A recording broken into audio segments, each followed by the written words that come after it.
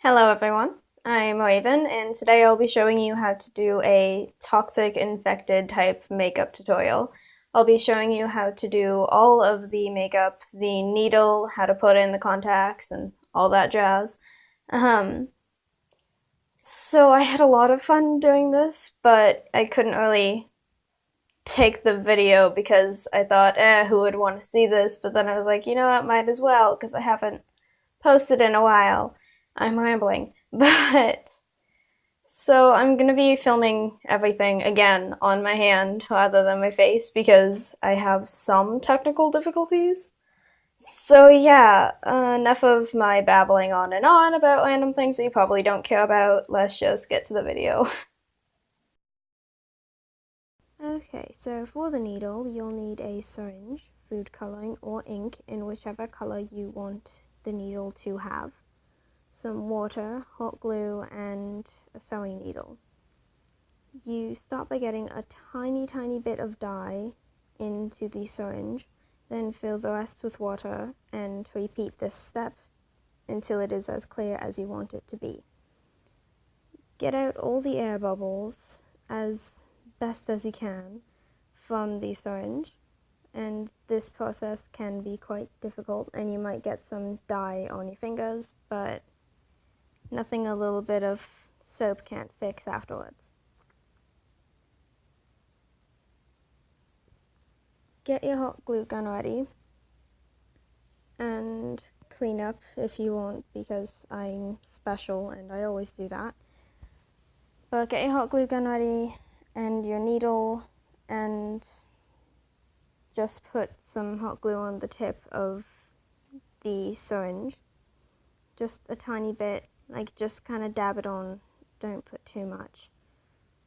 But after you carefully do that, insert the needle into the glue and the hole, that's what she said, and try to balance it in. After a few seconds, shape the glue a bit so that it isn't as harsh and wobbly. And that's your needle. It's literally it. Sorry that the camera wouldn't focus. I wasn't really looking at it until after I finished, and then I was like, you know what, I'm too lazy to actually do this. Jesus, I need to stop rambling. That's how you do the needle.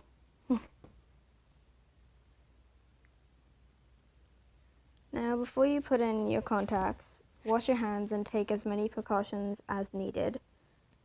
Then you put your contact on the tip of your finger. With your other hand, you hold your lashes up so you can't blink and pull the bottom lid down a little bit. Put the contact on to one side as you are looking away. Move your eye around a little bit, blink, and your lens should be in place. That's it. Now for the makeup, this was just the first phase in a transition that I did, but that's irrelevant. You whip up a batch of silicone and then put little blobs on it, on the area you want to be infected. Shape it so that it's similar to a boil and blend the edges. And repeat that process until you are content with the amount of boils you have on the area. I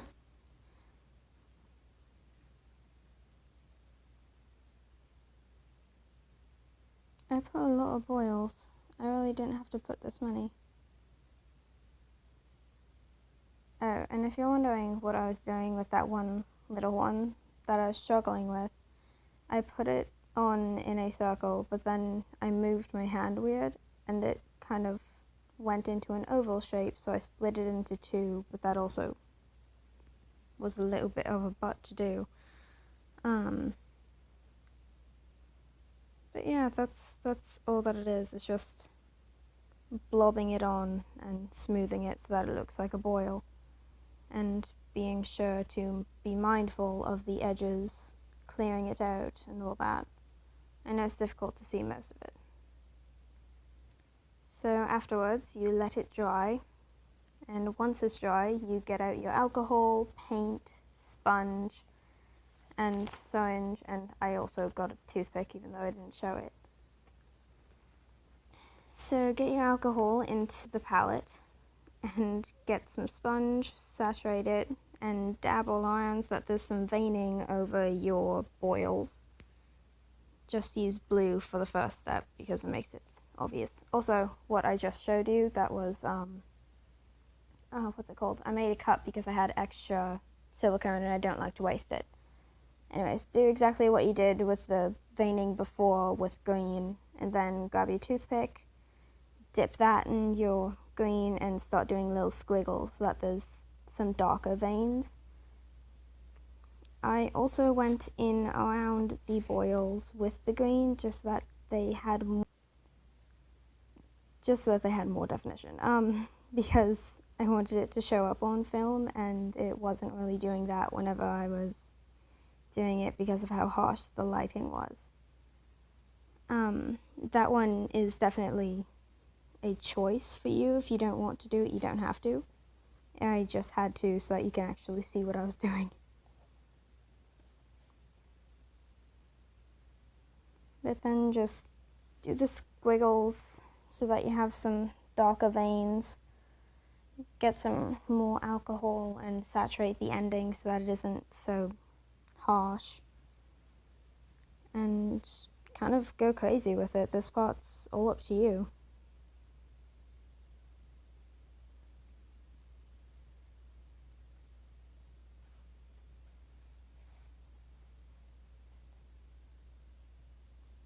Just always remember to blend, because if you don't, then it makes or breaks the makeup. Blending is honestly the most important part of a makeup, I swear.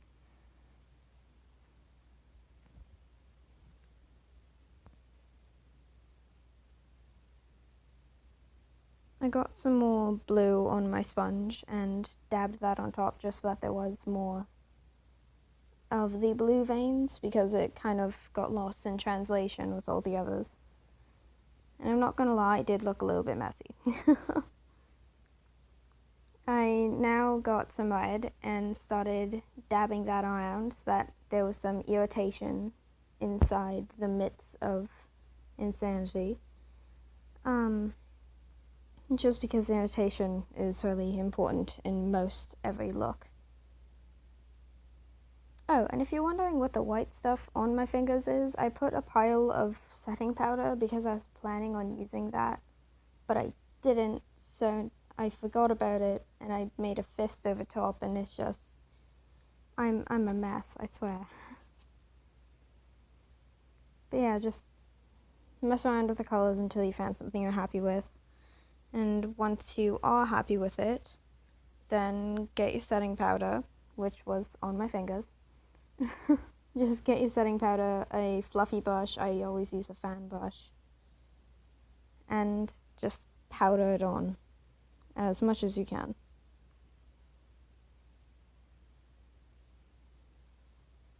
Just make it so that it isn't as shiny as it was.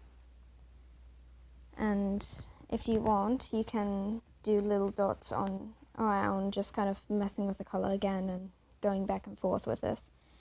But if you want, you can add a little red dot on the top of a certain boil so that it looks kind of like the puncture wound, but that's all up to you guys, honestly. You do whatever you want.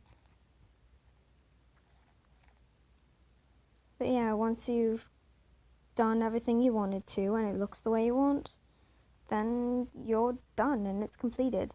Use it wisely. Alright, so I know this video wasn't much, but I'm hoping you guys learned something, if anything, and had a little bit of fun with me. But I wanted to take this time, now that I have some, to apologize for how crappy the quality will be for the first little while. I'm getting some stuff soon to properly record with, but until then I don't really have anything. So I just really wanted to apologize how bad the quality will be for the first little while, and to thank you guys for bearing with me and for watching and all of that jazz, but you know, not one with words. So, thank you again and have a great day. Bye.